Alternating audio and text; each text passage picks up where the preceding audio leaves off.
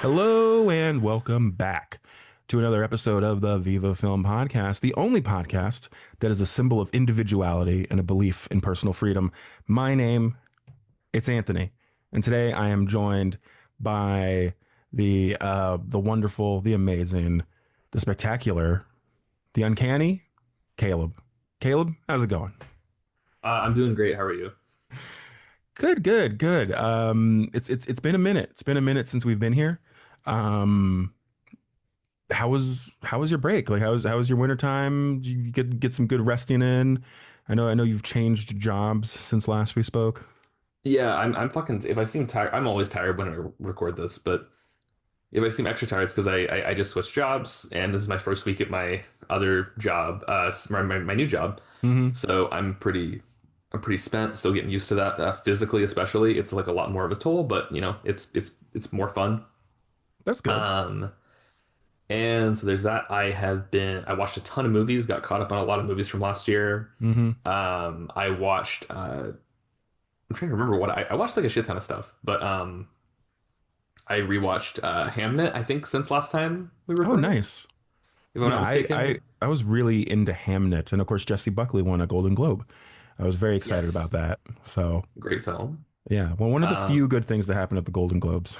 yeah, exactly. And I also watched. I've been watching a lot of wrestling. So New Japan Pro Wrestling had their biggest show of the year, Wrestle Kingdom, and the New Year's Dash the next day. And New Japan has been in a big flux of change recently.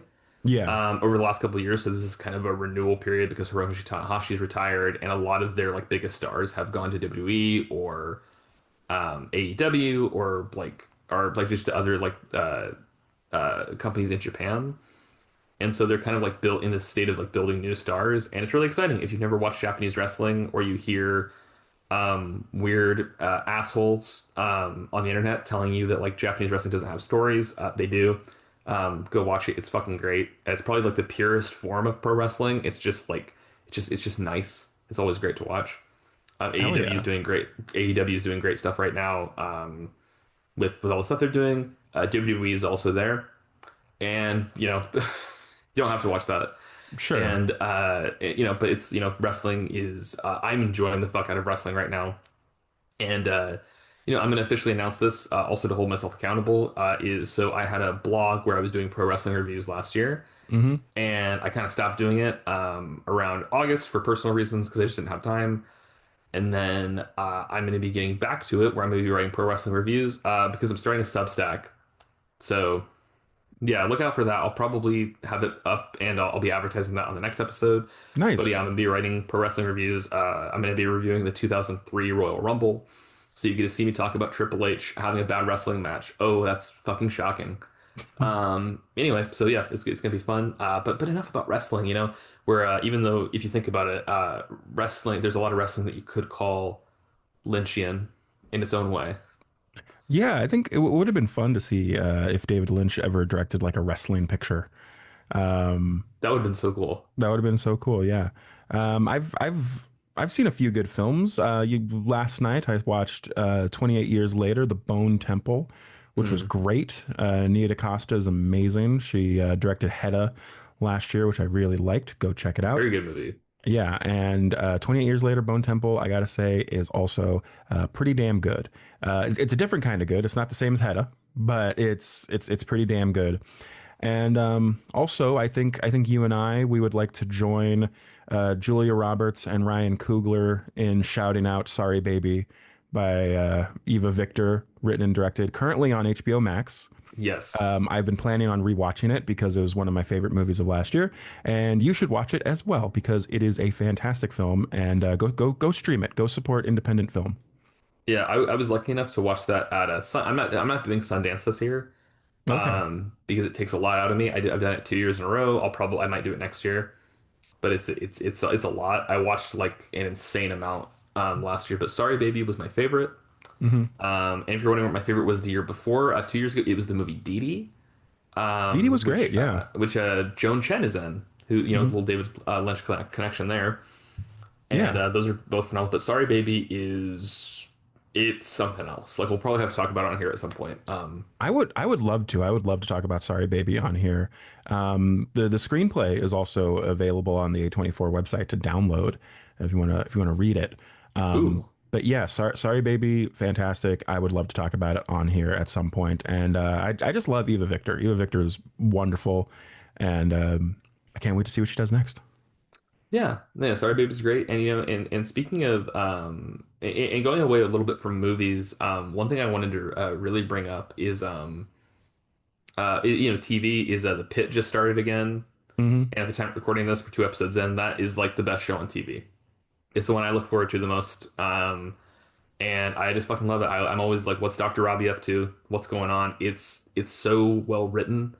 And if you want to know what TV was missing, there is a moment in the season 2 premiere, and this isn't a spoiler, where a character says, Dr. Robbie, I think we need to stop. Where another person's coming in that's in a position of authority, and they're like, Dr. Robbie, maybe we shouldn't be calling this place the Pit anymore. We got to change the name. It's like that's what TV was missing. That's exactly what it was missing this whole time.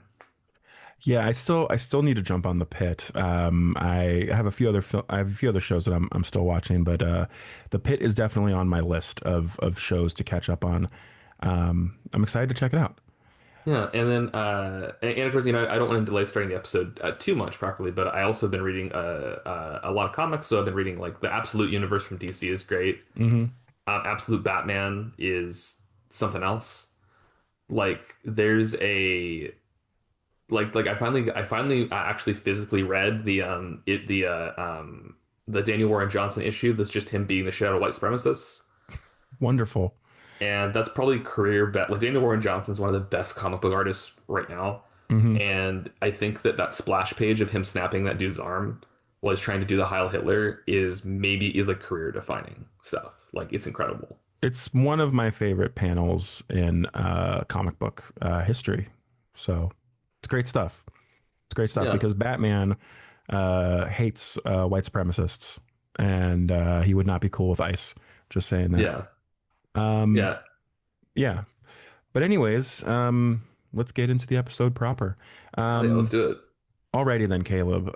As our viewers and our listeners both may know from the title of this episode, this is part one of a David Lynch series that we are doing, and we've spoken about David Lynch in the past. We spoke about Mulholland Drive a few years ago, which is one of my favorite Lynch films. And I think we've made a few different references to Twin Peaks and talked about our Mm. love and admiration for that show. We talked But about Dune as well. we also, yes, we did talk about Dune in our Dune Yes. episode, which was one of our earliest episodes. I definitely recommend people listening to that as well. Um, but David Lynch, at the time of recording, it has been a little more than a year since he passed. He passed away on January 16th of 2025. And we are also recording this a few days before his birthday. His birthday is January 20th. Yeah. And this will be posted, I believe, on January 20th. But yeah, David Lynch is one of the most well-known American filmmakers, I would say, of the 20th century. I don't think that's an exaggeration. I think that's pretty apt to say. Um, but I mean, David Lynch, what did he mean to you, and how did his passing affect you, Caleb? Um, Well, David Lynch, I've been like a huge fan of him for like a really long time. I got into Twin Peaks when I was like, because I was really into like binge watching TV shows when I was like 16, and I heard people say like Twin Peaks is one of the best. And so I watched it, and I don't think I loved it, but I don't think I fully appreciated it, even though I watched all of it. And then I didn't watch Fire Walk with Me for a long time, and then I didn't watch The Return for a long time. I watched the first episode of The Return when it came out, and then I was like, it was a weird year for me, so I didn't end up fully watching it until like 2022, and that was when I kind of jumped back into David Lynch and got really into him. Was when me and you watched Mulholland Drive together about 5 years ago, and because before you moved to LA. When we still lived 10 minutes apart, I used to come over once a week and we watch a movie together. Yeah, so for anybody who's ever wondered, me and Anthony are very good friends. We're very close friends outside the podcast. So we don't just like we don't only exist in this setting. There's a But world outside of this where we hang out and have drinks and watch movies and complain about conservatives and Republicans. yeah, that's most of what we do. Yeah. And it's but and the thing I found in watching all of David Lynch's movies and in because I feel like I probably have like less I wouldn't say experience, but I probably have like less of a history than you do because I know yours started like much younger. But like for me, it's been this discovery of like watching his movies like Eraserhead or Blue Velvet or Mulholland Drive, and it just kind of like it sweeps over you in Mm. this way of like just I don't know. There's a you put this really love in a lovely way in your letterbox review of Blue Velvet after he passed away.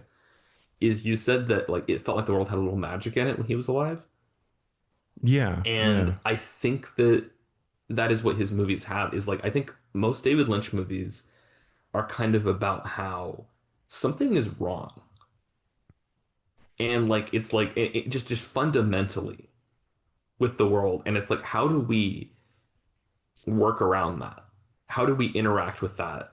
And does it take something away from us if we look what's wrong like directly in the eye?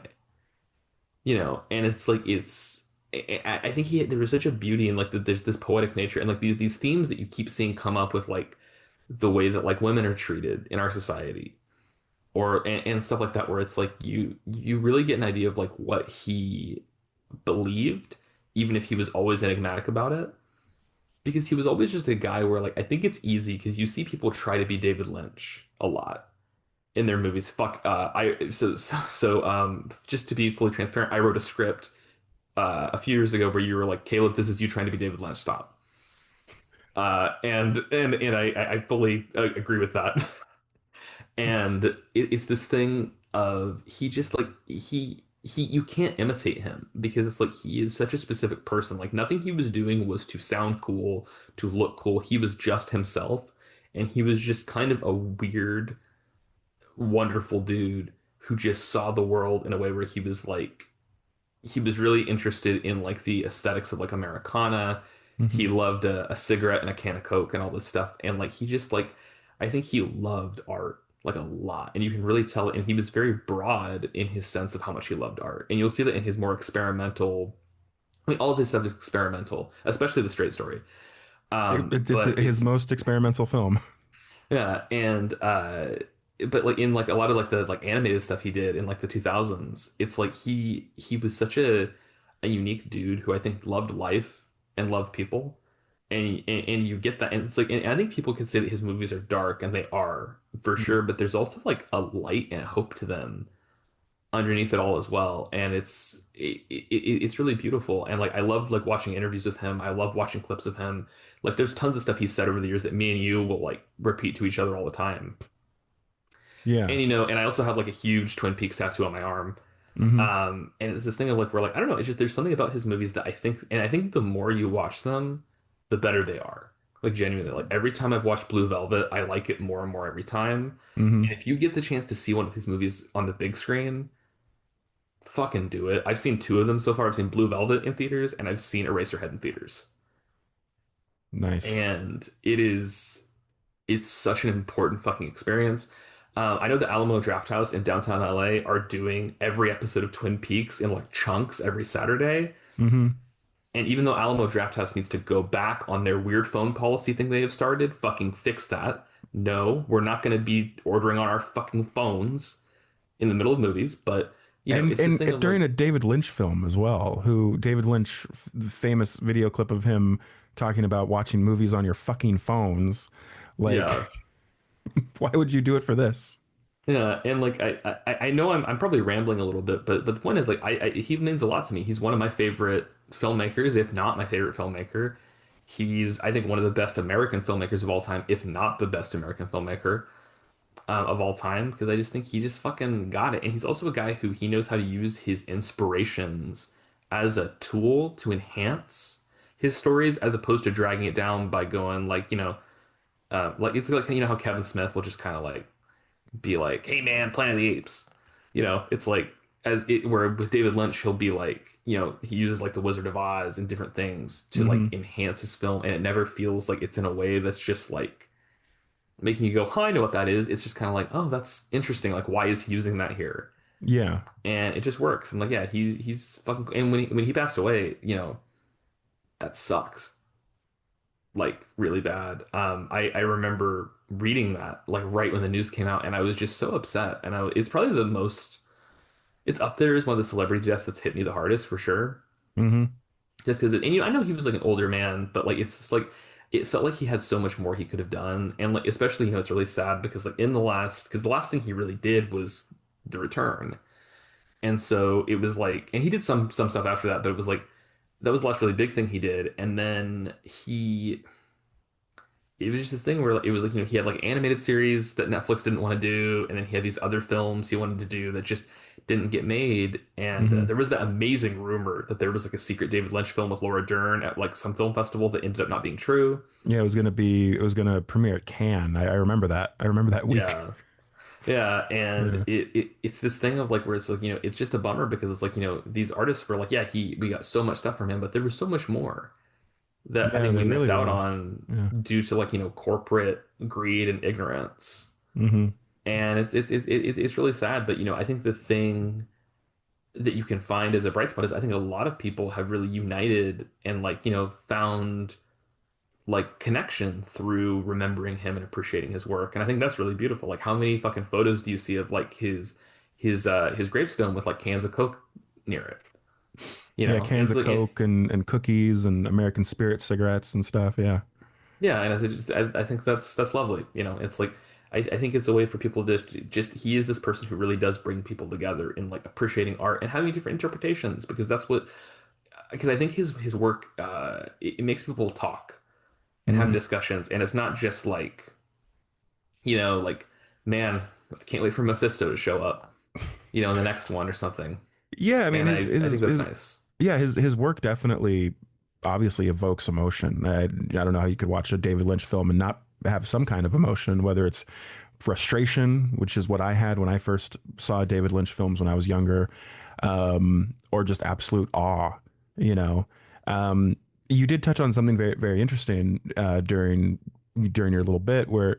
Uh, that there's something wrong, right? There's this darkness in the world, and we definitely see that in these two films that we're talking about today, that being Blue Velvet and Wild at Heart, where there is this darkness and this evil in the world that is done by people. But underneath that, there is still that hope. And people a lot of times will call David Lynch films horror films. Mhm. And I believe that they are. I believe David Lynch's films are horror films. They're a weird, different kind of horror films, but they are horrifying. And but the thing about David Lynch's films that I believe is also there is humanity. There's a lot of humanity in his films, and there's a lot of hope. And when you get past that, that ugly, that ugliness in the world, this world is wild at heart and crazy, on top. It's like there are people who, have hope and want to do the right thing, whether it be like Sailor and Lula, who just want to love each other and just want to be with each other and just want to like dance at clubs listening to, metal music, or whether it be, Kyle McLaughlin, Jeffrey from Blue Velvet, um, who, wants to find out what's going on with this ear, and then you know, in this, ends up in this thing with Isabella Rossellini's character and Dennis Hopper's character. It's like there are still those good people out there who still have hope, and that hope is what defeats the darkness in the world. And I think that's great, and I think that's wonderful that even though his movies are very dark and they can be very disturbing, there is that undercurrent of hope in some of them. Um, but yeah, I mean, David Lynch, when he passed away last year, it was one of the only times that I actually really got emotional for a celebrity death. I think the last time that I actually was it felt like a gut punch. I think the last time that happened was when David Bowie passed. Yeah. And yeah, I mean, I did say in my letterbox review of Blue Velvet that like, yeah, it does feel like a little, there was like that magic in the world with David Lynch, and that some of that magic left after he passed. Um, but luckily, even though he's gone, even though he's not in this physical plane anymore, his art and his ideas and the things that he believed, they still exist, and they're still with us through his films, through his TV shows, through his really funny, weird interviews that he would do. Yeah. I remember watching Wild at Heart. I have the Blu-ray, and I watched some interviews with him on the Wild at Heart Blu-ray, and he was just like he was a weird guy, but you could tell, man, that he really loved what he was doing. He really loved his art, and he loved his filmmaking. And I think that's just great. I think it's so wonderful seeing like clips of him, making like Twin Peaks: The Return, and giving direction, to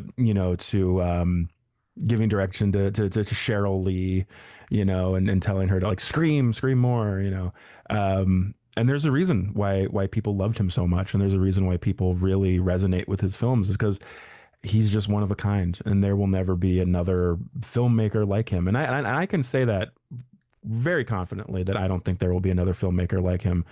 But yeah, David Lynch, man, what a fucking guy. And I'm grateful to have been on the same been in the same existence as him, and to have like experienced his art. So yeah, that's what Yeah. David Lynch, I guess, means to me. But yeah, that's who we're talking about today, Caleb. Yeah. That- We're talking about old Dave. our good buddy David. Yeah. Um, and the first film that we're going to be talking about is, of course, one of my favorite films of his. I think, is it one of your favorite films as well? Oh yeah. Yes, Absolutely. absolutely. The film is, of course, Blue Velvet, written and directed by David Lynch, cinematography by Frederick Elms, edited by Duane Dunham, starring Isabella Rossellini, Kyle MacLachlan, Dennis Hopper, Laura Dern, Hope Lang, Dean Stockwell, George Dickerson, Priscilla Pointer, Francis Bay, Jack Harvey, Brad Dourif, Jack Nance, Dick Green, and Fred Pickler. And of course, the synopsis is, and my computer's acting weird right now. Things might look perfect and simple on the surface, but there is a darkness underneath that will swallow you. Blue Velvet, man. I mean, the opening scene, the opening sequence in general, I feel like is iconic. It's an Oh iconic yeah. scene of cinema. Is you get this very idyllic, American city, American town. It's a small town. It's not even a city. It's a small town. It's a little neighborhood. The firefighters drive by. There's shots of beautiful flowers and white picket fences, and a man is watering his lawn, and then something happens.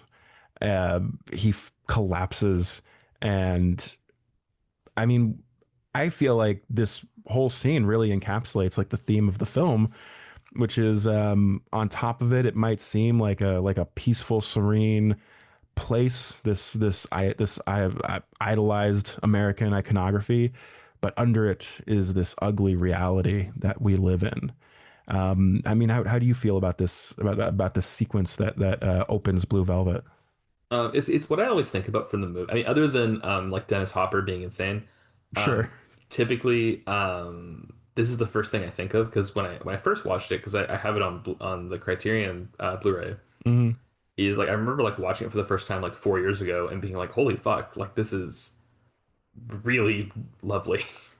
Yeah. And it's so gorgeous, but then when it's like you have the like all the bugs in the grass and the dirt, and then you have Hmm. the man like kind of keeling over while he's watering his lawn. And I think it's just it really does, again, it represents the themes of the movie perfectly, where you have all this gorgeous serene stuff, and it's also that very like American idea that like everything is just fine. Hmm. Everything is totally fine. This is how things are supposed to be and all this stuff. But then you're like, no, but like, but there's like a fucking ear in the grass, and there's people falling over and dying and shit like that. And you're supposed to ignore that, or that's what we get, told, or you just pretend it's not there. And then so then when Jeffrey or Kyle MacLachlan finds the ear, it turns into this whole thing where like it starts this path that he can't look away from, where he's on this like crash course or this collision, whatever the fuck I'm trying to say. But he's like dead set on this thing where it's like, oh, he's gonna end up in a really awful situation now, because he is. But then it's also like, but in that awful situation because he found that ear, he was like, it's one of those things where like Isabella Rossellini's character might not have been able to get out of that situation that she was in if that hadn't happened also, which is why it's like this whole represent, it's basically saying like, you can't just look away from bad shit or it will keep happening. Yeah, yeah, absolutely. And of course, Isabella Rossellini's character, who plays Dorothy Valens, Hmm. um, we're getting kind of ahead of ourselves, but her character, I mean, Kyle's character obviously is the main. He's who we accompany on this journey, right? He is kind of us. We are Kyle MacLachlan, Caleb. Yeah. Sounds like an episode of Pluribus. Like we are Kyle MacLachlan. um, but I mean, really, you could make the argument that Isabella Rossellini, Dorothy, that like she is kind of the main character. She is the one who has like the biggest like transformation and the biggest change in this film. Well, I mean, what do you think about Isabella Rossellini's about her performance and about her character? I mean, she's fucking incredible. Like she's one of my favorite actors. Hmm. Like I was so happy she was in Conclave. She's Which I great don't in know if that. you. Oh yeah, I was wondering if you'd seen it. I couldn't remember, but yeah, that's a fucking great movie. Hmm. And like she's brilliant in this because she has this. It's one of those things where I think it could have been really easy for her character to feel like just like a victim, and she never does because she always has like, and it's partially like the writing and partially is the performance where it's like she always feels like a three-dimensional like human being Hmm. where she has like wants and desires and fears. And it's like how you write characters. I think people forget that sometimes you have to have characters like, be dynamic, have feelings, Hmm. Yeah. be confusing even sometimes. Hmm. And I think her character, has all of these elements of like this person who's afraid because she's, connected in this extremely toxic dynamic with Dennis Hopper, but she's also kind of excited at the prospect of Jeffrey being there and helping her. And it's also he also represents like her own kind of personal desires, that are separate from her, abusive relationship. And then you have the fact that she's like also like a loving mother who like cares about her kid, and then she also is like an artist and performer, who sings Blue Velvet at the club, and it's one of the best scenes in the movie, one of the most iconic scenes. Yeah, And and the, I the the the way she sings Blue Velvet as well, just like gives this very haunting, just like element to it. Kind of going back to David Lynch films being like horror films, like it's beautiful, but it's also sad and a little creepy. But like that's the point. Yeah, and she's I mean she's phenomenal in it. I think she's really brilliant, and like like her performance, it's really difficult to like any David Lynch movie, it's hard to find like the best performance because I think he's a great director and he knows how to talk to his actors, which is what makes a great director. And you also have these incredible actors, like I mean some of my favorites of all time, like you have like Laura Dern, Kyle MacLachlan, Dennis Hopper. They're Hmm. all fucking firing on all cylinders here. And it's like, because like I don't know, everyone's doing such a great job. It's almost difficult to talk about this movie because I think it's just so fucking great. And it's funny because like it wasn't even one of my favorite David Lynch's when I first watched it, but like the more I've watched it, the more and more I appreciate and more I love it. Yeah, yeah. I feel like if I had to rank my David Lynch films, I think this would probably be like a really solid number two. Oh yeah. Mulholland Drive is my number one. Hmm. Um, but yeah, Isabella Rossellini's character is really the heart of this film, and it's really fascinating because when when she meets Kyle's character for the first time, he's hiding inside of her closet and being very voyeuristic and seeing her undress and take off her wig and kind of shed this public image that she has that she has for when she's performing. And the moment that she sees that he's there, she, takes him out of the closet and tells him to undress. And, it's like she tries to kind of assert her dominance or assert some kind of dominance over Kyle's character. And you think to yourself, okay, this is really fucking weird. But then later on, you find out that she is a victim of, of an abusive man himself. So it's like she's in this situation where she doesn't have any power. She doesn't have any real power over what's happening in her life. You know, her kid is not with her. Her kid's being kept from her by Dennis Hopper's character, Frank. And so it's like she tries to have some control. She tries to have some, power that is not being afforded to her by the situation she's in. And in that way, that her character is a very tragic, very very sad character, but it's still a character that we're rooting for because clearly, like she does have strength. She just doesn't know how to take it, because she is in this very toxic, relationship with this other man. Yeah, and it's really interesting because you do see a lot of like David Lynch themes that will come up, especially in like Twin Peaks, but in a lot of his other stuff, where you have a character like Isabella Rossellini who is a woman who is being like, like horribly mistreated Hmm. in a way, and is like actively like, trying to get away from that situation. And then you also have like Dennis Hopper's character, Frank, who is like, and David Lynch loves doing this, is like he'll have this like evil male character who is like so just like this representation of evil, where it's like there Yeah. are no redeeming qualities. It's just pure fucking awfulness. Hmm. Which Dennis Hopper does an incredible job in this. I mean, he's just screaming all of his dialogue, and and he's incredible. And then you also have like again like the whole like this does feel like kind of like this is very similar to Twin Peaks. Like you can see a lot of that coming together here, and that he expands upon. And Twin Peaks is very different. I'm not trying to say that they're like the exact same, but like you can see a lot of that in this movie for sure. Yeah. Um, but yeah, it's one of those things where again, like you really do like find yourself like rooting for, Kyle MacLachlan, Isabella Rossellini, and Laura Dern. And whenever Dennis Hopper's on screen, it's just so uncomfortable. You just want him to get out of there. Like he's entertaining because his line delivery is nuts. But like Hmm. when he's like on screen, like even when I was watching it the other day, and especially when I saw it in theater, you want to like leave. You're like I like it's you're like I don't I what's how am I trying to word this? Is it's like you're just like he's just it's just you're just like I need this dude to not exist. Like he needs to Yeah. be someone needs to stop him. Someone needs to stop this man. Yeah, Dennis Hopper's character is absolutely evil, pure, pure fucking evil. Um, I have this quote here. Um, Isabella Rossellini, she was doing some interview and she described Dorothy, her character. She described her as a broken doll, um, Okay. which I think just like to me that kind of explains a lot about her performance and the way that she decided to inhabit this character.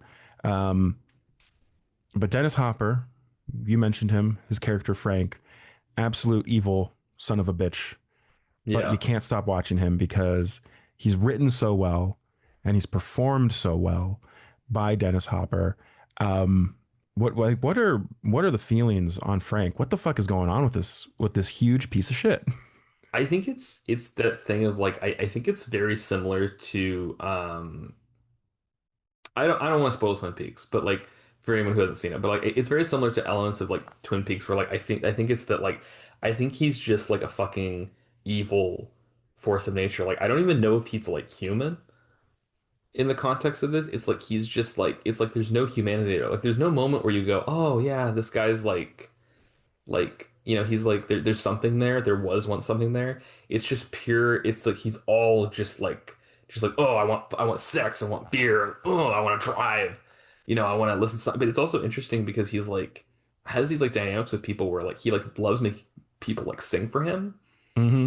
And it's not like he like but in the songs he chooses are like very like kind of relaxing songs, which that also makes it creepier. It's not like he's just like, yeah, like sing me like a really like fast-paced song, Hmm. and he's just constantly like screaming like crazy shit. Like there's that moment where they're talking about like beer and he just goes like Heineken, fuck that, Pabst Blue Ribbon. And it's like, first of all, both of those beers suck. So, but it's like he's just nuts. It's just like the way he interacts with Isabella Rossellini is like so like it's so vile and disgusting. And then the way he like talks down to like everybody around him and treats everybody like shit. And even like with Kyle MacLachlan, like the way he like talks to him, or even at the end, whenever like Kyle MacLachlan, when Jeffrey gets defensive of Isabella Rossellini in the car Hmm. during the joyride, and his reaction, it's just not. And it's also crazy because he's like, because Frank is very like, he's one of those guys where it's just like he's also able to use his like, because he's not like a smart guy. So like I feel like it would be, you could like outsmart him or like just like get him arrested really easily, but he just feels so terrifying that he feels untouchable. Yeah, Because he really does. He just like the moment he walks into a room, it's just danger is here. It's yeah, uneasy, which is that is the dynamic of an abusive relationship. Is like the moment he walks in, he brings terror with him. And there's that really great scene where we first meet him, where he walks in to Isabella Rossellini's apartment, and it's almost kind of this like subversion of that like sitcom trope in American yeah, television where like the husband's home and it's like, hi Lucy, I'm home, right? Like, you know, the Ricky Ricardo and the I Love Lucy show. But instead of saying yeah, like, hi honey, I'm home, he calls her names and calls her like he calls her fucking stupid and then hits her. And then he takes out his gas mask and tries to fuck her because that's like that's how he views his masculinity is like he just has to fuck he will fuck anything that moves, which is what he yeah, says in the film. He's having a crisis of masculinity, Caleb. This is toxic masculinity in this film is yeah. Dennis Hopper's character. No, yeah, he definitely is. He is like toxic masculinity made flesh. Um, Yes, 100%.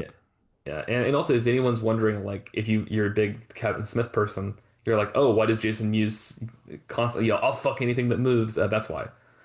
Yeah, It's from this I was movie. gonna bring that up. I was like, I'm 100% certain that this is where he got it from. um Yeah. yeah. I have a theory, Caleb, about Frank Hmm. as a character.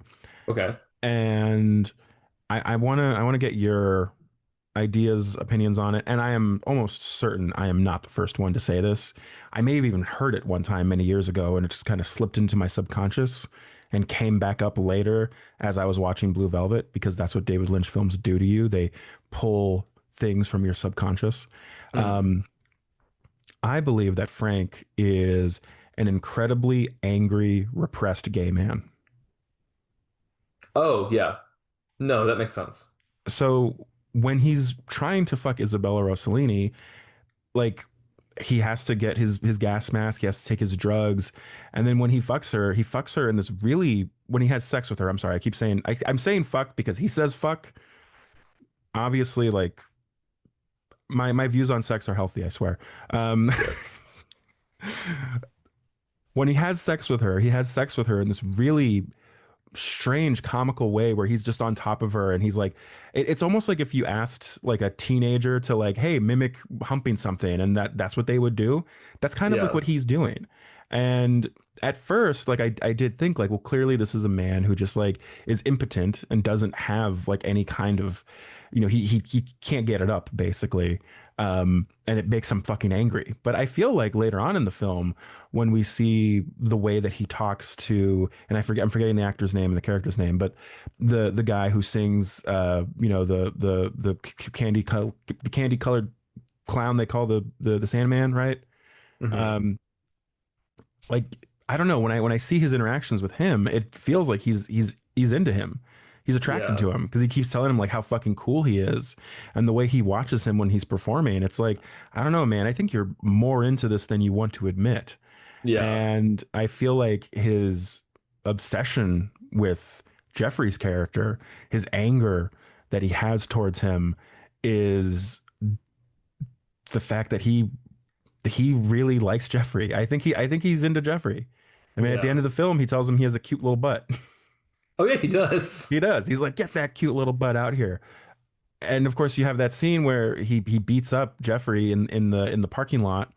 And before he does it, he flexes his muscles and he's like, feel my muscles. It's like this he's like he has to remind himself like, no, I am a real man. I am like, I have this masculinity. I'm going to act this out in violence because that's the only way that he knows how. And yeah, so that's just my theory that I think Frank is a very angry, um, is a very angry, repressed, man who acts out in violence. Um, as we see with certain, political figures currently right now. It's just like a lot of really angry, repressed gay men, um, who are just ruining the country for everyone. Yeah. And no, I think you've hit the nail on the head. Like and that never occurred to me, but I think that makes complete sense. Is that is because it's unfortunate, but like you do see a lot of people who, especially like 40 years, because I think this year is the 40th anniversary of this movie. Hmm. And where it's like, it was like, and now even though it is like, I'm not gonna say it's an easy time, it's still a very scary time for queer people. But Absolutely, like, especially in the last few years. but like, if you look especially like in the 80s where everyone was running around saying the F word to Hmm. people and shit like that, which is making a comeback kind of, which sucks. Um, is you have like you'll notice that, like a lot of people who like are closeted or are afraid of coming out because due to like societal backlash and like worries about being like ostracized or like even like murdered, is it would become this internalized anger that just kind of would and for a lot of people, like obviously like a lot of people didn't like, not everybody who was closeted, like they didn't like run around like beating up Kyle McLaughlin, but you do that. It is a thing that can happen, is like if you is repression can make somebody extremely angry, and it just become, and if seeing somebody who you're attracted to in that sense can make you like angry at them because you're attracted to them, so it's like you're blaming them, and it's really horrible, and it's really sad. It's sad that that was ever um a thing that anyone had to feel, and still has to feel.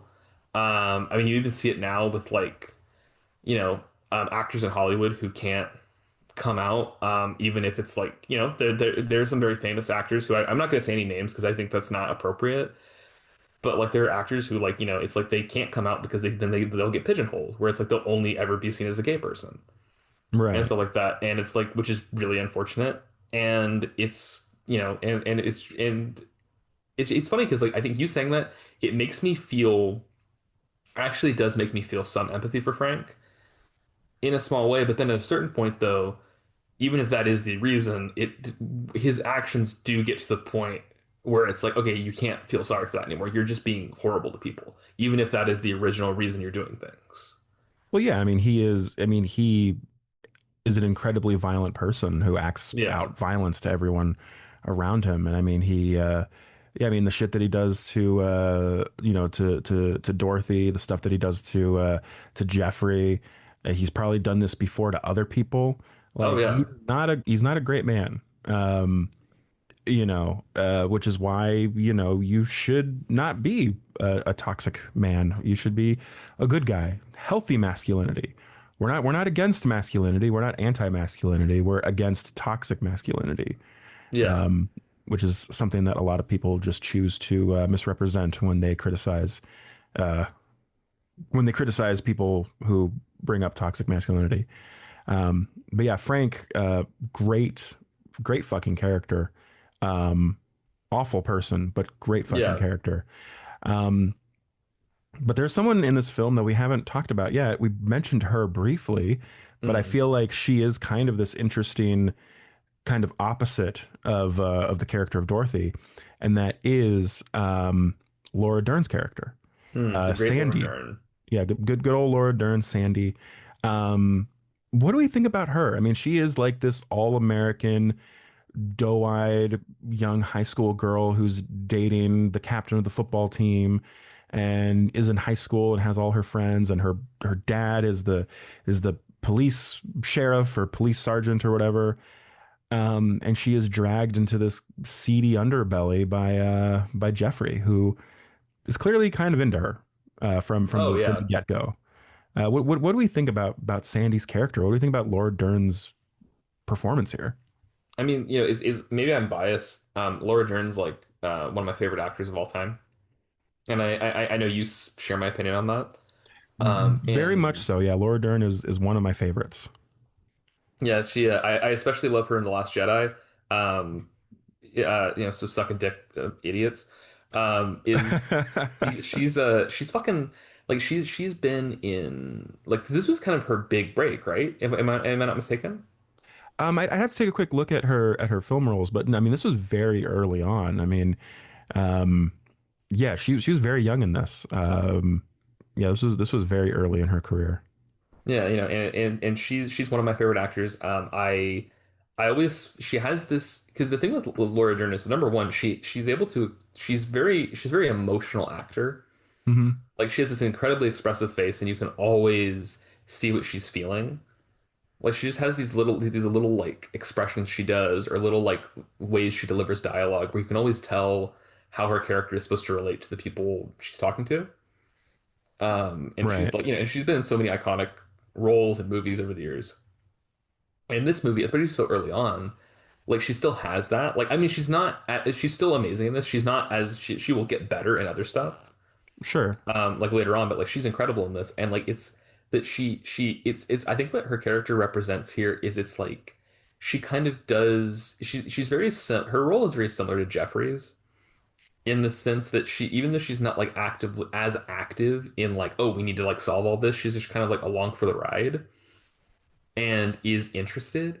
She's also like she does kind of represent where she is, and it's again that trope that David Lynch. No, I don't want to use trope when talking about David Lynch. I feel like that has like maybe some negative connotations, which isn't what I'm intending to say. But where you have like this character in like Twin Peaks, like Donna, for example, who is this high school girl, and she kind of gets like roped into this kind of mystery where she's like, what's going on? And then it's again that thing of like realizing things are not right. Because from Laura Dern's perspective, again, she's like has this happy family, white picket fence. She's dating the captain of the football team, who also drives drunk, which by the way, don't do that. Um, Yeah. and I think what Jeffrey represents to her is it's really interesting because I think that the entire situation represents this sense of like danger to Jeffrey where he's like, okay, like what's going on? Like what is this? I've got to like get to the bottom of this. And he just like gets curious. Maybe it's because he's bored or whatever. And then with Laura Dern's character, I think she sees it as, oh, this is like different. And this is Hmm. like kind of dangerous, in the way that like in Twin Peaks, Donna like views James, Right. and stuff like that. So it's like you have her kind of like following along and you'll see her like, and she is interested and she's helpful. Yeah. And she's great. I don't want it to sound like she's only like a plot device for Jeffrey or like she's just the love interest or anything like that. Hmm. But like, there's this scene that I think sums up her dynamic with Jeffrey and her role in the movie really well, where she says to him, "I can't tell if you're a detective or a pervert." And then he And responds, "That's for you to find out." yeah, which first of all, what the fuck? Don't say that. Um, like I know you're like Kyle MacLachlan is such a fucking charismatic actor, and I feel like he's always going to be underrated Hmm. because I feel like people will never just go. He's one of the best, and I feel No, like he's people just amazing. Yeah. and I feel like people don't truly just go, no, Kyle MacLachlan is that fucking guy. Like Hmm. he's the best. I love him. And in this, he's so charismatic that when he says that, it's like, who the fuck says that? Who talks like that? But he's so charismatic that you almost find yourself going, it's like weirdly charming, even though it's a really fucking weird thing to say. And so you get why she would still go along with him and be interested in him. Yeah, And and, absolutely. and, and it works really well. And then also, near the end of the movie, she has one of my favorite reactions whenever Isabella Rossellini shows up at her house at the end. Hmm. She has this reaction where she starts getting really emotional and like crying, and it's very over the top. Yeah. And I could see people being weird about it, but like it's great because it's like it is this kind of expression of like of just like confusion and sadness and just like what the fuck is this? Is Jeffrey like not who I thought he was? What is Hmm. their dynamic? What the fuck did I get into? It's Yeah. very realistic, even though it is over the top. Because I don't, and also this is the thing that drives me nuts is when people complain about like overacting in movies or whatever. Is like sometimes emotions in real life are larger than life. Yeah, yeah, sometimes they are. And we talked about this prior to recording, but like acting is a performance, right? You're Yeah. performing and it's okay to like have a performance that's over the top if its intention is to highlight a certain emotion or a certain point in the film, and if it makes sense in context. One of my least favorite things that I absolutely fucking hate is on Twitter is when film Twitter takes one scene out of a movie, takes just a clip, like 10 seconds, completely out of context, posts it on Twitter, and is just like, oh, this is supposed to be one of the best movies of the year.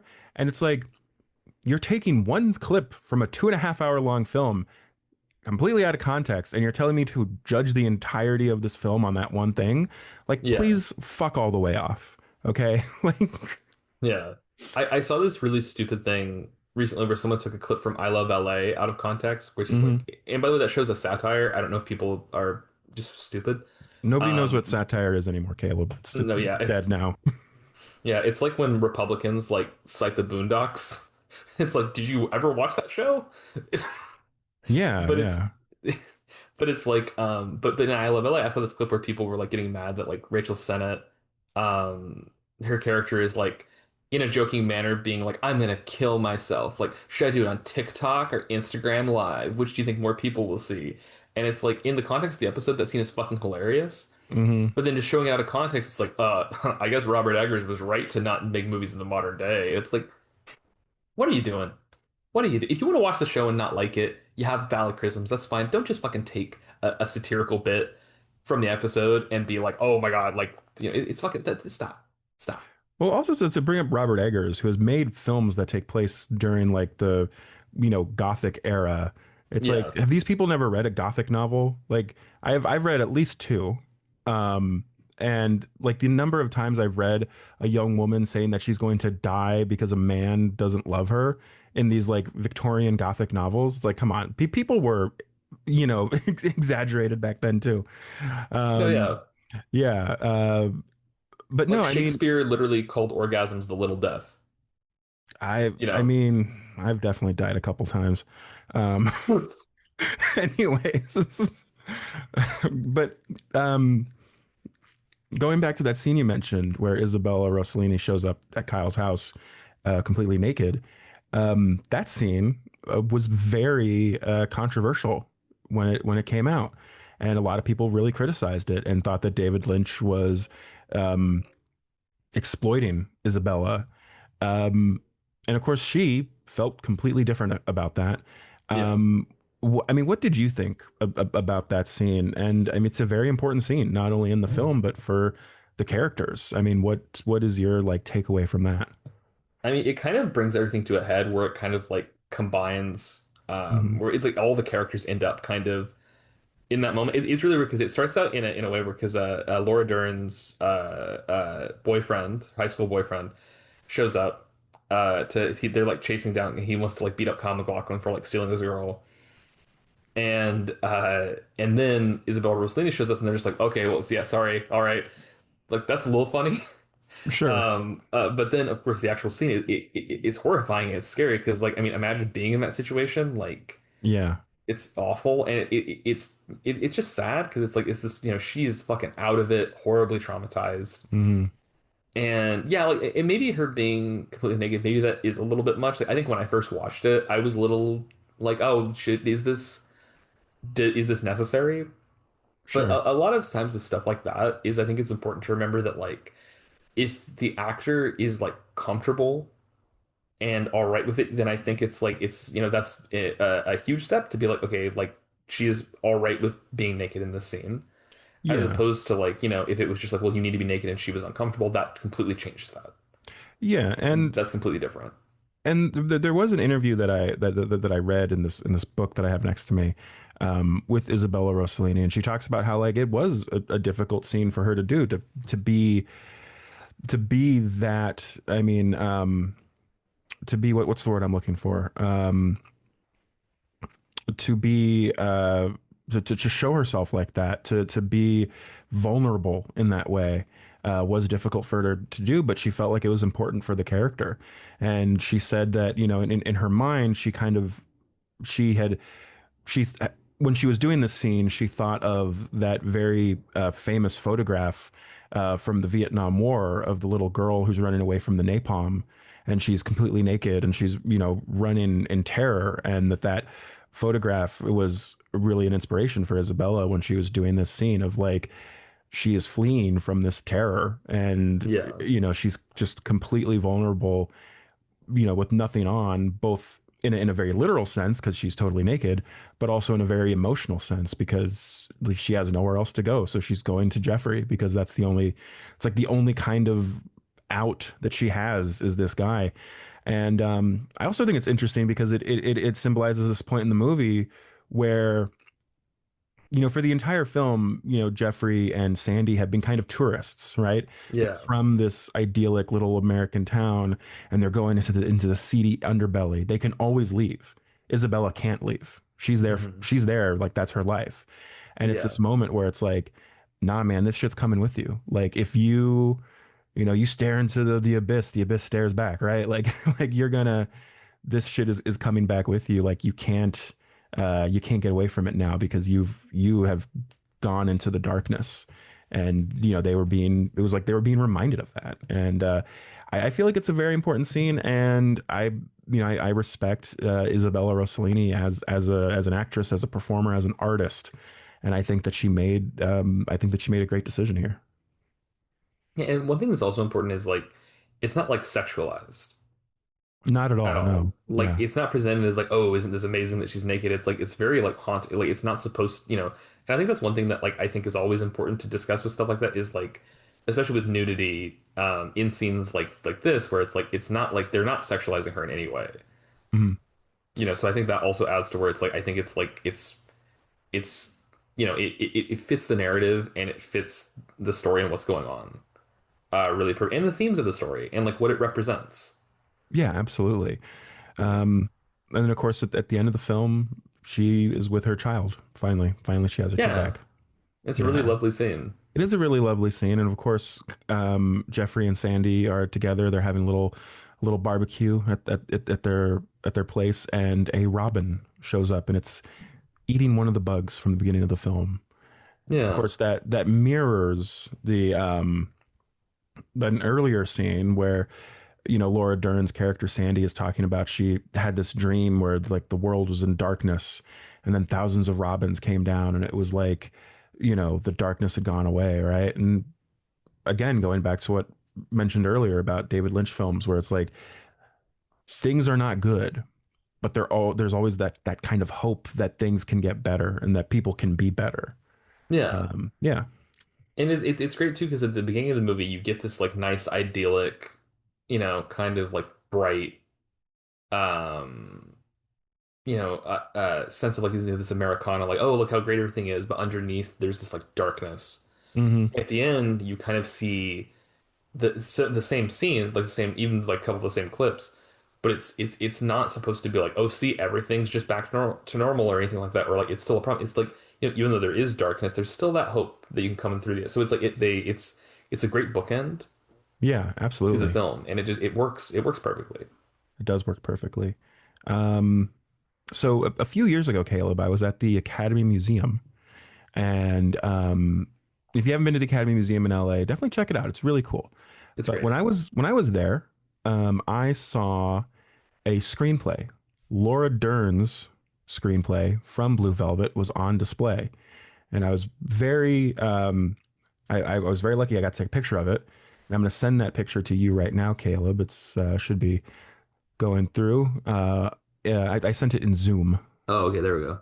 Yeah. And I'll throw it on the screen for our watchers, for people who are watching us on YouTube. But I mean, this is really interesting shit because it's like it's Laura Dern's script for Blue Velvet, and she has all these notes and all these annotations. And I love this note on the left-hand side, where she's kind of writing out like what is the scene, and she has written in cursive, which luckily I went to Catholic school so I can read it. It's the only good thing I learned in Catholic school is how to read cursive.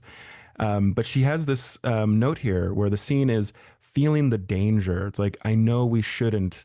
Um, then we go a little further, and I know we can't backtrack. What have I done? Should we do more? And then, of course, we have all of her annotations here if people want to pause and read. I mean, she has like lines crossed out and she's written something else over it. Like in the middle of the page, Sandy has this line, "You want to tell me about it?" And she has crossed it out and written, "Are you going to tell me about it?" And I just think that shit like this is fucking cool because, actors are artists too, and they contribute a lot to the making of a film and they contribute a lot to their characters. They're not just props you have to feed, right? Yeah. And I just think shit like this is cool. I just think it's fucking cool, and I feel very lucky that I got to see this in real life. Is there anything that sticks out to you about this, Caleb, or like what like her scene breakdown, like what the scene is about? This is the scene where they're in the car, in where they're at night. They're talking. Right. Is I'm trying to scroll up here. Um where she puts this like these like notes where it's just like she just puts, "Oh Christ, what do we do?" Yeah, yeah, like these little reminders, like what her character is thinking during the Yeah. scene. That's Yeah. really cool. I love this. Like this is fucking fascinating. No, yeah, I love shit like this. Is there anything else we want to say? I mean, I feel like we've gotten really into this. We've talked more about this film than I thought we were going to. It's been almost an hour.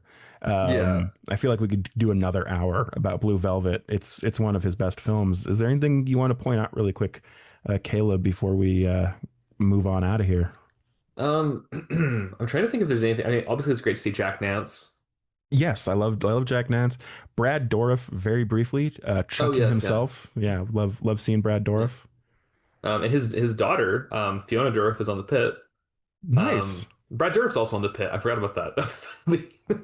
But Hey, yeah, so finally, a nepo baby that I like. yeah. Actually, that's not true. Laura Dern is a nepo Yeah, she baby. Her is. her Yeah. father is Bruce Dern, and her mother is Diane Ladd. Hmm. No, there's a few of them out there. There's a few good nepo babies. They're not all Yeah, bad. Jack Quaid. Jack Quaid, Francesca Scorsese. Yeah. Yeah, Isabella Rossellini. Her mom was Ingrid Bergman, and her dad was Roberto Rossellini. So Oh yeah. yeah. Um, Um, but yeah, like I don't know. I just think Blue Velvet is just like it's such a great movie. yeah. It's one that it is one especially like if you get the chance to see it in theaters, go do that. That was a great experience. hmm Yeah, Um, definitely. I know I was gonna say that the Academy is doing a screening. I think probably happened already, but they were doing a screening, but the screening sold out. oh shit.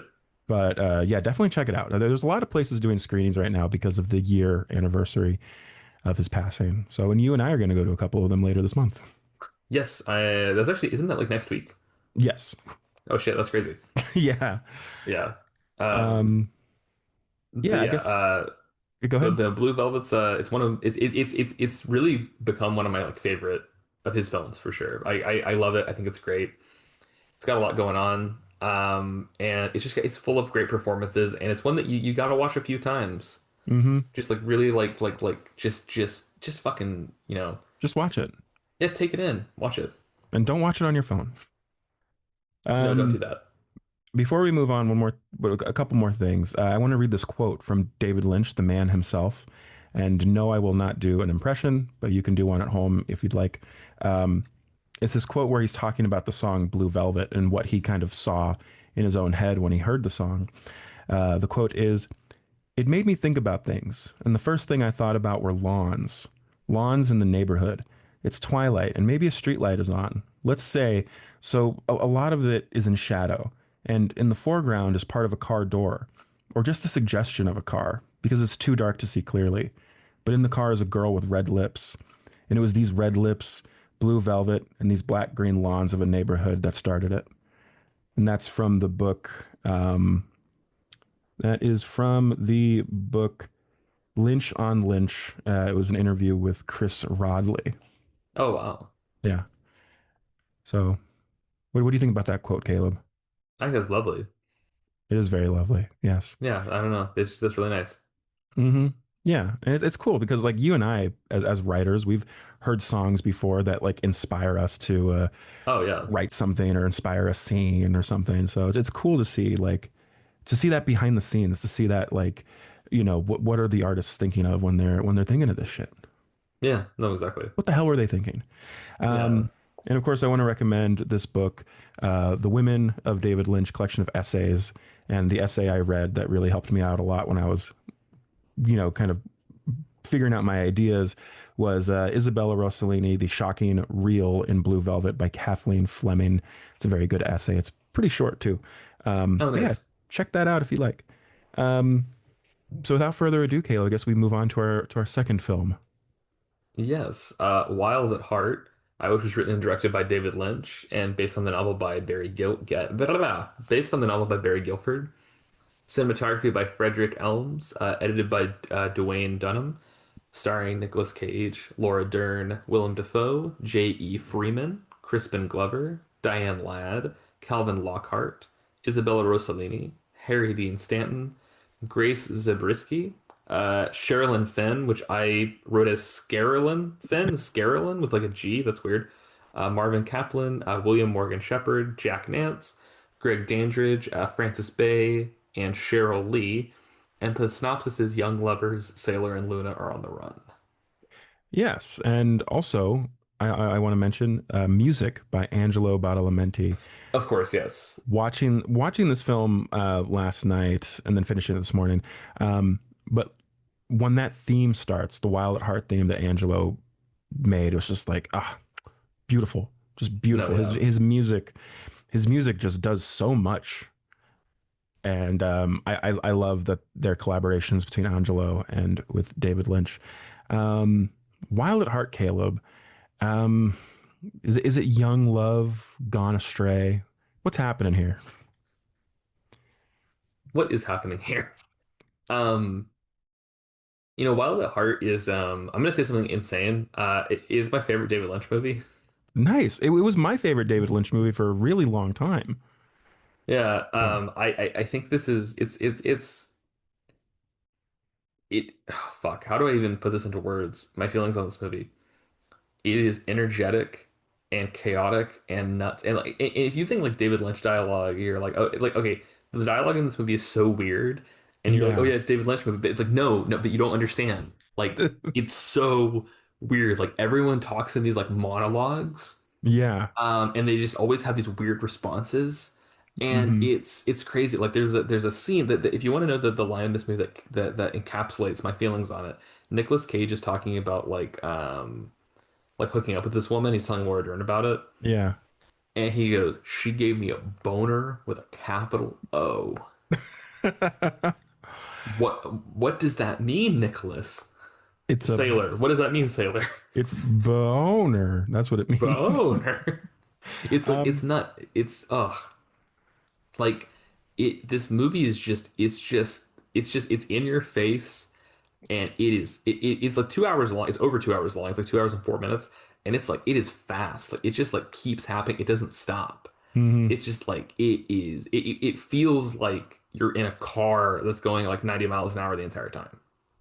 Yeah, yeah, it really does. I mean, from that opening scene where we're in this party of some sort, this get together, and Sailor is threatened by this man who's been paid off by Lula's mother, played by Diane Ladd, um, to kill Sailor, and then he just absolutely beats the shit out of him, like Yeah. brain matter on the floor. It's fucking insane, and then the movie just keeps going. Um, Nicolas Cage is in this film. Um, one of our favorite actors. Yeah, he's I the love best. Nick. I love Nick Cage. It seems like Nick and David would have worked together a lot more than they did. They only did this one Yeah. film together. But man, what a fucking picture. What a performance. I mean, how do we feel about David's not David, but how do we feel about Nicholas's absolutely insane fucking performance as Sailor? It's crazy. I think this is one of his best performances. It's Like it's definitely up there. Yeah. yeah, it's up there with like Bringing Out the Dead. Oh, yes. Um Super with like underrated. so good. And we'll have to talk about that on here at some point. But Hmm. like because he's doing this weird like he's acting like his character even if he didn't like say a lot of the dialogue he does, it's like he is this guy who he's got like he wants to just, be in a relationship and be happy. He wants to be happy with Laura Dern, but Hmm. he has this past where he just keeps getting into trouble Yeah. and he just can't stop. Like he's like it's like he's this guy who grew up watching like kung fu movies and like listening to Elvis and like watching like all like watching that fucking like Rebel Without a Cause, Yeah. and he just kind of and he just became like and that just became his personality.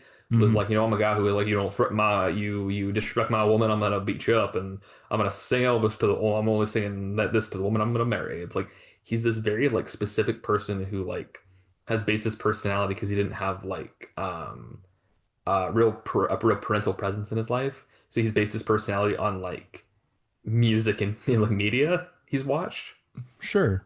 And so he just has this crazy performance and like dynamic with everybody around him, and like all of these scenes are just like he is like, and the way he says things so bluntly sometimes, like whenever Laura Dern is talking about like her mom saying that when she was 15, she's like, you're gonna start thinking about sex, but you need to tell me before you do anything about it. And I'm not gonna repeat the line, but he says this really awful thing that Laura Dern that Laura that Luna tells him, that told him in like confidence. He just says it like so casually in this really Yeah. weird way where it's like that's actually that makes you dislike him a little bit because you're like, why would you just say that so bluntly like that? Hmm.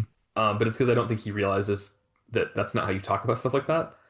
And it's just like and every time he talks about like the snakeskin jacket and like how it represents, his individuality and personal freedom, Yeah. and it's just like, it makes you, speaking of pluribus, it makes you want to put him in, that Carol position of like, you put him in pluribus and he's just gonna be hitting everybody and running No, yeah, away. for sure. It's like he Um, believes in individuality and personal freedom. He's not joining the collective at all. yeah, and I mean, it's insane. Like I know I keep saying like, oh, it's insane, it's crazy, but like his performance is just like, it's so frustrating because like I think that and I love Community. It's one of my favorite shows of all time. Fuck Chevy Chase, but there is that episode where Abed does like the Nicolas Cage class. It's like, I don't understand. Is he a good actor? Is he not? And I think that episode fucked with people's perception of Nicolas Cage. Because Yeah. yeah, I know he's over the top, but he's one of the best actors. He's great. The thing And about Nicolas Cage, what makes him so fucking amazing, is that he just throws himself into these roles. Like he does not yeah, hold back. One of the this is something that you don't know if you've never been in an acting class or you've never like acted at all, which you and I have both done. I when I was a little kid, I was on stage a couple times, and I was never a theater kid though. I want to make that clear. yeah, I did not sing show tunes at Denny's. Um, but I've been in some acting classes. Um, but acting is a very vulnerable thing. It's yeah, embarrassing. It's genuinely yeah, like I'm not saying it's embarrassing to be an actor. I love actors. I respect for actors. But when you're in that position, it feels embarrassing because you are naked on stage. yeah, And I think when you know a little bit about acting, even just a little bit, that's when you can really start to appreciate Nicolas Cage because he is not embarrassed at all. He does not give a fuck. He is just like he shows up, he throws himself into his character, and he is just giving it 100 and fucking 10% in every role he's in, every fucking movie. He's never half-assed any role that I've seen him in yet. Um, and I love that about him. And having that kind of energy, it can put people off because people don't know what acting is anymore. But he is fucking great. He's one of the best actors currently working. Even when he's in a shitty movie, he's still fucking great. And I love Nick Cage because of that. yeah. It's also crazy because and if you also want a really good idea of his view of acting is so he was supposed to play Superman. Yeah. I don't know if you ever heard Kevin Smith talk about that, but to our audience, I know you have, but like Right. because Yeah. we reference it to each other all the time. But like he was supposed to play Superman, and in the Flash, can you call that a movie? There's a moment where a CGI Nicolas Cage as Superman fighting a spider shows up, and it was crazy because in my theater that I saw it in when I was drunk out of my mind, they all like the dude behind me started screaming when Michael Keaton showed up. Had no reaction to the Nicolas Cage thing because I guess he doesn't listen to Kevin Smith, do talk about stuff. But and Nicolas Cage fucking hated it because he was like, "That's not what they told me they were gonna do," and all this stuff. And it's like, and I think it really does show that he really. I think if you just put him in the fucking costume on an actual set Yeah. and had him just, be himself, I think he would have loved it. Hmm. But if you want to see Nicolas Cage play Superman in a good movie, watch Teen Titans Go to the Movies. Teen Titans Go to the Movies is great. I It's love that great. It's a good film. movie. Yeah. Yeah, and yeah, Nicolas Cage as Superman is really fun. Um, I people like for years nobody would shut the fuck up about like, oh, Channing Tatum Gambit, and yes, Gambit was fucking cool, but like, where's that same energy for Nicolas Cage Superman? Like, Yeah. why can't we get Nicolas Cage as Superman in like a fucking DC movie? James Gunn, if you're listening to this, Yeah. put Nicolas Cage in your movie. He can be an Elseworld Superman. I don't know. Yeah. Um, but yeah, Nick Cage is fucking great, and of course his co-star, his compatriot, his lover, Laura Dern as Lula. Um, Fucking complete opposite end of her character Sandy in Blue Oh yeah. Velvet, really showing you the range she has. Um, she is when you talk about titles, wild at heart. She is wild at heart, man. What do you think about Laura Dern's role here? About what she's doing and like what the hell's going on, man? The best way to sum up Laura Dern's performance in this movie is there's a scene where they're about to go dancing and she gets up on the bed and just starts like what do you even call that? Like running in place? Like I don't even like she's just like Yeah, or getting she's like, energy out. yeah, Like and it's I think my hands I don't think if you can see my hands. I was saying get energy out to the camera. I don't know if you can see that, but it's she's like it's she's full of energy and just like this like feel or like even when there's that scene where they're like driving and they just like pull over to the side of the road and they just get out. Oh, it's because she's upset about the radio. She's like, please turn this stuff off. Please turn on some music. They get out and they just start like dancing and he's doing like weird kung fu moves yeah, and doing all this shit. And it's like what the fuck is up that these two could only ever be with each other? Like there's no way that yeah, they could like it's like they really did just find it really is true love because they're both just like wild at heart, just like just limbs flailing around and just like they're just constantly talking about like fucking each other and like yeah, running around and going dancing. It's like I don't even fully know what they're into other than that they're like it's like they like each other, they like fucking each other, they like hanging dancing with each other, and they like the Wizard of Oz. So it's like which that I don't know if you've noticed that the Wizard of Oz comes up a couple times in this movie. a few times, yeah, yeah. There's that documentary, Lynch and Oz, which has been on my watch list for years. I have not seen it. I'm sorry, Yeah, I but haven't watched it yet either. yeah, there's a lot of allusions in this film to the Wizard of Oz. Of course, uh, Lula at the end throws water on a picture of her mother, Diane Ladd, who's clearly the Wicked Yeah, Witch of the West. And then like smoke comes off of the picture and the image disappears. Very clear reference to Wizard of Oz. And um, of course you have, let me see here. Gotta have the uh, Cheryl Lee at the end plays the Good Witch. In the bubble, she comes down. So yeah, there's a lot of Wizard of Oz references in here. Um, yeah, Laura Dern as Lula is fucking great. And I think what you said just right now about how like these two were made for each other. Like these two yeah, characters, like their love is true, their love is pure. They want nothing more than to just be with each other, dance, have great sex, and just drive across the country.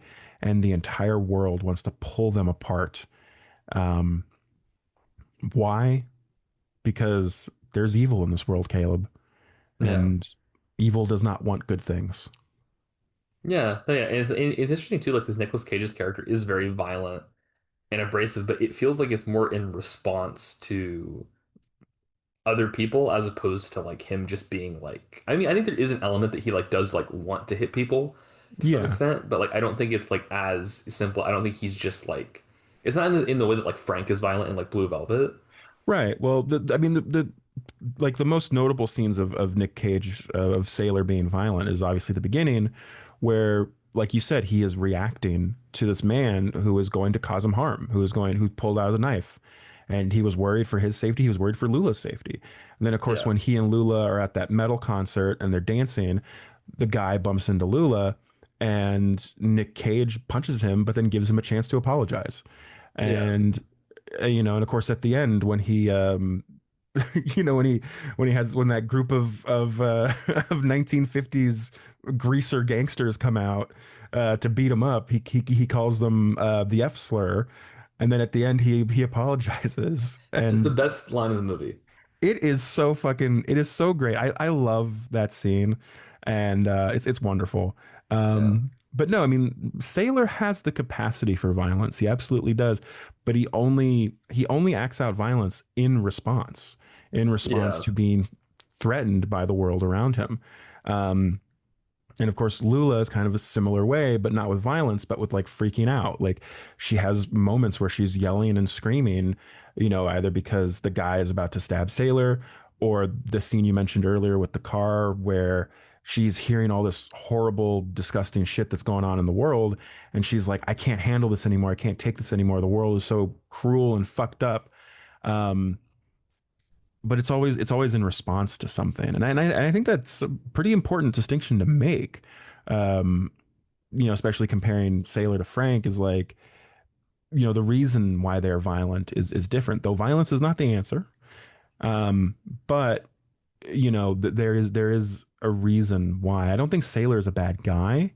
I don't think Yeah. that he's definitely not Bobby Peru. Jesus. Um, Yeah. but he does have that capacity if he's pushed far enough. Yeah. No, yeah, exactly. And like he's and he also just wants to sing. Yeah, he wants to sing Elvis songs to Laura Dern. He tells that Which, metal band that they have the same spirit that Elvis had. yeah, What the fuck is that? That's no, that's insane. I also just say stuff sometimes. It's hilarious because like he says that and he's like, "Now let me know if you know this one." And starts fucking singing. It's like what? It's so good. it is really wonderful. Yeah, this movie's great. So some of my favorite Nick Cage moments. Yeah, he sings "Love Me Tender" to Laura Dern, which is like I want to sing "Love Me Tender" to Laura Dern. Oh my God. Maybe I will next week. We'll see. Um, I'm not going to. Is there an audience Q&A for it? There is, yeah. Well, you have to. Just start singing. Just start singing. Okay, I'll bring my boombox. Um, uh, but anyways, you mentioned one of your favorite scenes. One of my favorite scenes in this film um, contains Jack Nance, and Oh, yes. it's one of my favorite moments where he goes up to Sailor and Lula, and he tells them, he says, "I have a dog that barks some," right? And he's like, "Now I have not told you what my dog is, but in your mind you probably picture a dog like Toto from The Wizard of Oz." And then he says, "My dog is always with me." What does this mean, Caleb? What's going on with his dog? I think his dog maybe passed away, Okay. and he's trying to like, he's just trying to like, or not. I don't know. It could just be a weird guy talking about a dog. Maybe he's saying like I have that dog in me, okay? Yeah, Always. yeah, no, exactly. It's. I got a dog in me that barks. He does bark Yeah, some, but I mean, hey, that's kind of I mean, you could say that Nicolas Cage, his character is a dog that barks some, when yeah, he has to. And maybe that dog that is always with me, maybe that is that anger and that violence. Like it's always here, but yeah, like, you know, I don't want to resort to that if I don't have to, right? yeah. Jack Nance is such an underrated actor He's because great. like he has some of the best lines that you've ever heard in anything. Hmm. Like in Twin Peaks, he goes, "There's a fish in the percolator." His character is phenomenal in Twin Peaks. It's one of the really sad things about The Return, is that he Yeah, wasn't there because he passed away in the late '90s. But yeah, he's great. I love him, and of course he is. I mean, he's a Racerhead. He's on my shirt. There he is. yeah, There's good old Jack Nance. Um, and of course you have someone on your shirt who's in this film yeah. too. I You have have Cheryl Lee, I almost say it's Laura Dern. It's not Laura Dern. It's Laura Palmer. Laura Palmer. Yeah, Uh, two of my favorite Lauras. yeah. Yeah. It's funny because Laura Dern was on the old podcast. That's right. Yes, when we talked about when oh God, she's in the other room right now. My little Laura Dern. We're not talking about real Laura Dern right here. I Yeah, have an action figure. It's a little 3 3/4 inch toy of Laura Dern from Jurassic Park, And I brought it with me to the podcast when we talked about Jurassic Park once, and Laura Dern was a guest on our podcast. Yeah. And this is the old podcast you shouldn't listen to, not the new and cool view of film. I don't think that podcast. I don't think any of those episodes exist anymore Yeah, anywhere. they do. Oh, are they? Are they on the I, internet somewhere? I looked them up. They're still on SoundCloud. I looked them up like 6 months ago. Okay, I do have them on my hard drive if you ever want to release those. Yeah, I love the ones I did by myself after you left. And I did the two Star Wars episodes and I never finished the series. But I remember I was listening to it and it's such a weird vibe of me doing it by myself as opposed to us like going back and forth. Yeah. Yeah, well, it really helps to have someone to work off of. Yeah. As someone who just a few weeks ago recorded the first solo minisode, go check out my little 10-minute review of We Bury the Dead, please. It's our least viewed video. Yeah. Um, It's good though. Thank you. Yeah, yeah. We'll see. I'll get better at it. And so will you too, because you want to do some of your own little minisodes as well. Yeah, I was getting sick. I wanted to do one on that movie Logic directed and I was thinking about it and then I was thinking about doing it with Kangaroo Jack and Right. then with something else and then I ended up being kind of sick and I was like I don't my voice was fucked up. Right. No Um worries. No, I got yeah. sick too. Um, but anyway, yeah, we've mentioned it. Jack Nance obviously is in Twin Peaks. There's a lot of connections to Twin Peaks in this film. Yeah. Obviously, you have Grace Zabriskie, who played Sarah Palmer was her name, right? Yes, yeah. And then, of course, Sherilyn Fenn, who played Audrey, one of my favorite characters from the show. Harry Dean Stanton, who was in Fire Walk with Me, and then later The Return. David Patrick Kelly, one of my favorite character actors. Jack Nance, Frances Bay, Belina Logan, who her scene was deleted from this film, but she was in it. And then, of course, Laura Palmer herself, Cheryl Lee. And the reason why there's so many connections to Twin Peaks is because this movie was made at around the same time that Twin Peaks was coming out. Yeah. Yeah, like David Lynch actually read the book that this movie is based on while they were editing the pilot for Twin Peaks.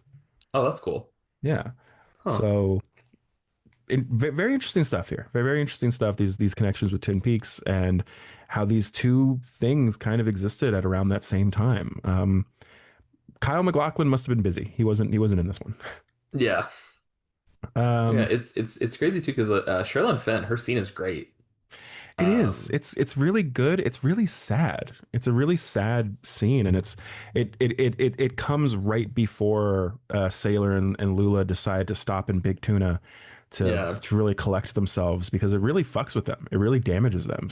yeah, Seeing this young woman, Sherilyn Fenn, who's just been in a car accident and watching her die on the side of the road, like it's fucked up. That would yeah, fuck me up for sure. yeah. I don't know. Maybe I'm just remembering, but it reminded me a lot of Lost Highway Oh of yeah, like the definitely. vibe of that movie. But no, her Yeah, performance when she starts like kind of like when she has her hair is like caked in blood and she starts like poking at it yeah. and like touching it. I was like, oh my God, it's like so that's really upsetting. It is really upsetting. It's really upsetting, really unfortunate. Um, yeah, great scene though. Really good scene. Um, and of course we have, well, I guess you could say there's two villains in this film. But I think the one that everybody remembers is Bobby Peru, played by Willem Yeah, Dafoe. I mean, do you think Frank and Bobby are related somehow? Like these are maybe two incredibly evil men who do yeah. terrible shit. Yeah, it's the same. It's a really similar type of thing where it's like he really does just feel like this like just horrible representation of like toxic masculinity and just like evil, Yeah. where he's just like I mean he's just vile. Like there's nothing he says that isn't like super gross or Hmm. have a weird connotation to it. Um, and he's just like and he's so strange because like Willem Dafoe was like not a bad looking dude, and No, like in this movie he is like disgusting looking. he's slimy. Yeah, and it's also like what he says and how he acts, but it's like, and Yeah. also I love the detail that they gave him a bolo tie. I don't know Yeah. why that like really it really added something to his character. It made him feel like it's almost like the opposite end of like you know how like Nicholas or Sailor has the snakeskin jacket. Hmm. It's kind of like the bolo tie feels like that for him, even though he doesn't like talk about it ever. I don't think. Right. But it's where you have this other character who like dresses kind of like a little bit differently, and it's like okay, like it's like his like dark opposite, or like Yeah. I'm even like who he could have been if he just fully became like a piece of shit. Yeah, Um, I did not think about that. That's a really cool observation. yeah, it's just he's Yeah. very like he's so vi and Willem Dafoe is one of the best actors ever, and he just played Jesus like what the year before this, right? I believe so. Yeah, yeah. Not Passion of the Christ. No, no. Not the bad Jesus movie. The good Jesus movie, The Last Temptation. Yeah, I believe Yeah. that did come out like a year or two before this. Yeah, this is Yes, the it's second time we're mentioning Scorsese. Well, third yeah. time if you count his daughter. But Yeah. maybe we should do a Scorsese episode, Caleb. Yeah, we did that back in the day We on the old did, yeah. podcast, and we could let's just do it again. Let's do it again. We'll put it Same on the movies. list. Yeah, just start doing remakes of our old episodes. Yeah. Um, and the other villain we have here is of course Lula's mom, played by Diane Ladd, who, for Yes. listeners who don't know, in real life is also Laura Dern's real mom. Yeah. Um, and she would play her mom again in another movie, Citizen Ruth, directed by Alexander Payne, Yes. um, a few years later. But Diane Ladd, I love her in this film because like I've only seen her in a handful of flicks, but she's like a pretty normal, actress. Like she's obviously very talented, but I don't think I've seen her in a movie like this where she is just absolutely fucking nuts and Yeah. is just like freaking out the entire time. And it's great. I love the scene where we just keep cutting back to her and she's like smearing lipstick all over her face. I mean, she is not well, Caleb. She Yeah. is not having a good time. Yeah. It's like her obsession with her and she always is like clutching a martini in her hand in like the weirdest way possible. Why would you ever hold a Yeah. martini like that? And it's like she's just like I think it's just she needs this sense of control over her daughter like so much. So that's why you don't really get much of like the in between, like when Nicolas Cage is in prison. Yeah. Like it seems like she's like pretty okay. But then the second he gets out, she's just like, holding the martini and like rubbing lipstick and freaking out. Yeah. And trying to be like Harry Dean Stanton, you gotta do something, about this and all this shit. Where it's just she is like it all starts because that weird scene at where we get the because at the beginning we see that she like gets that guy to like try to stab Nicolas Cage, but Hmm. then we find out that right before she had like been trying to like seduce him in the bathroom, Yeah. and that might be my favorite scene of hers in the movie because her performance is like nuts. Like she's just like doing wild line delivery that Yeah. and it's really incredible. She was an incredible performance. And I think that she really does like linger over the movie. Like Laura Dern will like see visions of her like riding a broomstick like Hmm. on the side of the road like the Wicked Witch, and that's great. And it's just it's really cool. She just feels like this looming threat, and I think she's phenomenal. No, absolutely. She's great in this. Really great. She actually she passed away a few years ago. Yeah. But yeah, she was fantastic in this, and I want to see more films of hers. I want to see more of Diane Ladd. She was in Alice Doesn't Live Here Anymore, which is why Laura Dern was in that film as a little girl. Oh Um, yeah. yeah, but Alice Doesn't Live Here Anymore, by the way, one of my favorite Scorsese films. Right up there with Age of Innocence. Age of Innocence. More people need to watch Age of Innocence. Great fucking flick. I own it. I need to watch it at some point. It's great. It's wonderful. But yeah, Wild at Heart, Crazy on Top. What do we think of this film, Caleb? I mean, you've already said it's one of your favorites, or it is your favorite, right? Yeah, it's phenomenal. It's like no, so it really it's just, it's energetic, it's bizarre, Yes. and it's very different from a lot of his other movies. Also, like it doesn't like it has a lot of those surreal elements, but it also like it has this like very like kind of like I don't know if rugged is the term I'm looking for, but it's got this just like aggressive edge to it that's like it's like punching you in the face. It is, yeah. And it's like impossible to like look away. Yeah, it's a very frenetic film. Um, but this movie was controversial when it came out. Um, Yeah, the film premiered at Cannes.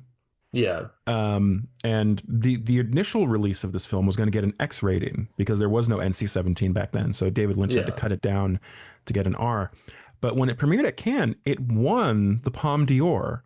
And Yes. when it won, David Lynch was booed. He was booed Yeah. by the crowd at Cannes, and you can watch a video of it on Reddit. And you can see David Lynch is kind of smiling and laughing. He's like, "Oh, this is really funny."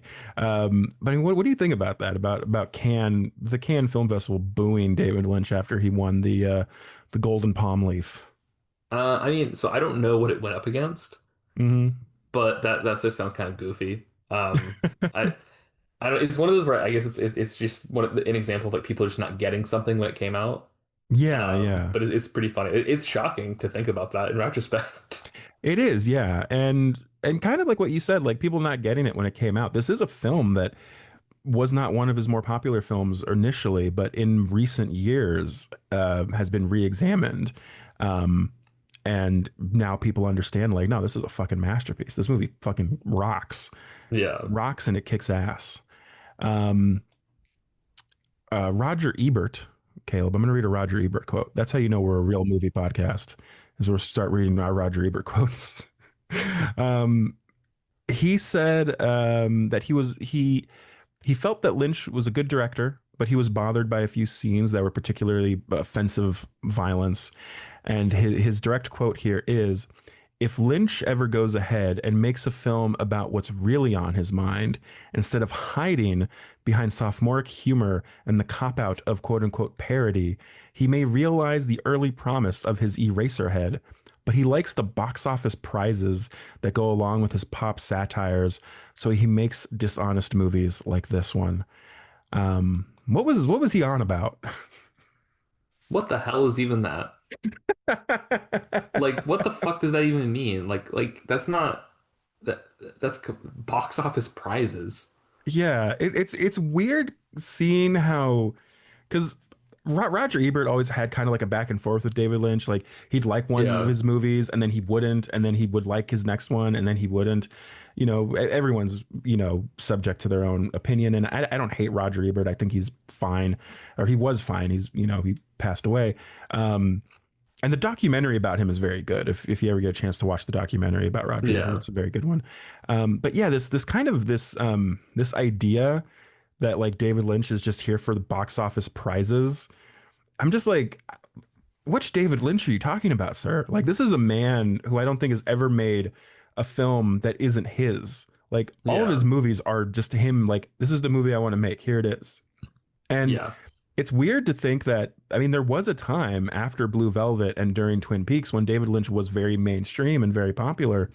And it's just funny that he's accused of like, oh, because he's popular now, he's going after the prizes. And it's like just because he's popular, he's still the same artist. He's still the same filmmaker. Yeah. He's making what he wants. It's not his fault that he's popular now. It's kind of like whenever a punk band gets really big and all the punks start calling them posers. Yeah.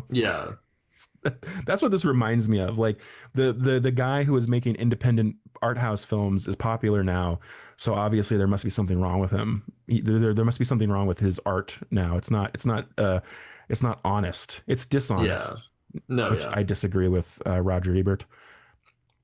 Yeah, what do you think about this quote? I mean, you've already It's kind just of dumb. I think it's just it's I think it's dishonest and I think it's